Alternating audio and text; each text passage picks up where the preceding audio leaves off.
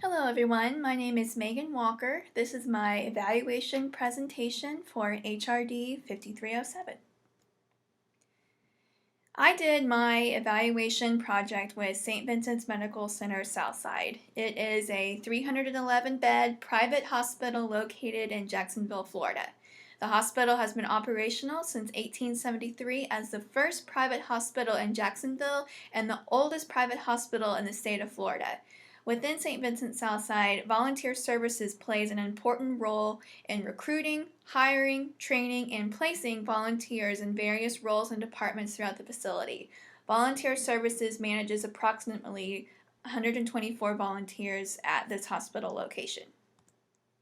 For my project, I focused primarily on the front desk and the front desk volunteers. The front desk is crucial in serving both guests and patients, as it offers information regarding patient room numbers, directions to hospital resources, and other general guidance. Approximately 22 volunteers work 5 days a week in 2 4-hour shifts.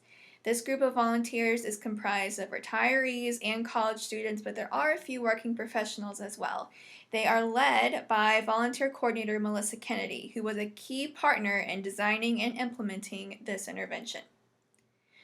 So this project focused on implementing a human resource development intervention for a knowledge gap identified with the volunteers serving at the front desk of the hospital.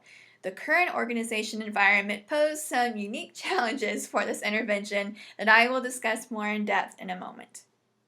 So, analysis. What is happening? Presently, the front desk volunteers are trained using a mentorship model.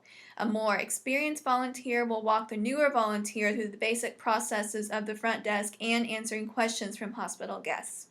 Unfortunately, the complex nature of the services offered by the hospital means the mentor cannot cover all necessary information in one session. If you've ever been inside a hospital building, you know what I'm talking about. It can be a very complicated place. Often, the new volunteer is left to their own devices after one training session due to scheduling conflicts. Also, and more critically, there is no real-time immediate support if these volunteers encounter an unfamiliar situation. So with Ms. Kennedy, we came up with 4 criteria that any intervention has to meet. It must meet the scheduling limitations of 22 volunteers, offer immediate real-time support when volunteers encounter an unfamiliar question or situation at the front desk, be helpful to both new and experienced volunteers, offering both a training standard and a resource, and that's critical there. And finally, be efficient in terms of time and money, plus demonstrate longevity. So, what could possibly fulfill all 4 criteria? Fortunately, the solution became revamping a current resource. The front desk had a resource guide actually, but it was just a white three-ring binder with a collection of miscellaneous papers inside. As you can imagine, this original resource guide did not receive much use at the front desk because the information was outdated and the information was hard to find. So once the resource guide was implemented, the new one, I moved forward with the evaluation design, which is the whole purpose of this project. The evaluation question for this intervention became, will the updated resource guide meet Kirkpatrick's Level 2 evaluation, equipping front desk volunteers with knowledge and skills to implement during unfamiliar situations in the future? In order to meet the unique environment challenges we had here, an equally unique evaluation process and instrument had to be created. Because the group was small, just 22 volunteers, and Ms. Kennedy wanted all of them to participate in the intervention, I used a Type 3 control group and a retrospective pre-test evaluation design. Each component allows the use of one group rather than separating the sample into a participant and control group. The retrospective pre-test evaluation design gives the pre-test and post-test at one time, requiring participants to self-report on their experience prior to the intervention.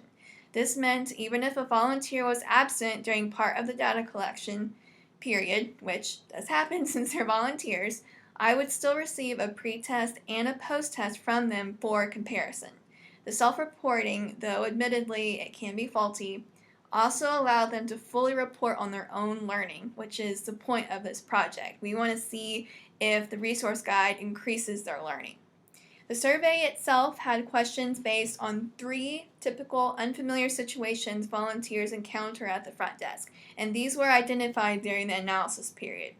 First, being asked an unfamiliar question by a hospital guest or patient, finding the telephone number for a department or office, and finding the location of a department or office they did not know previously.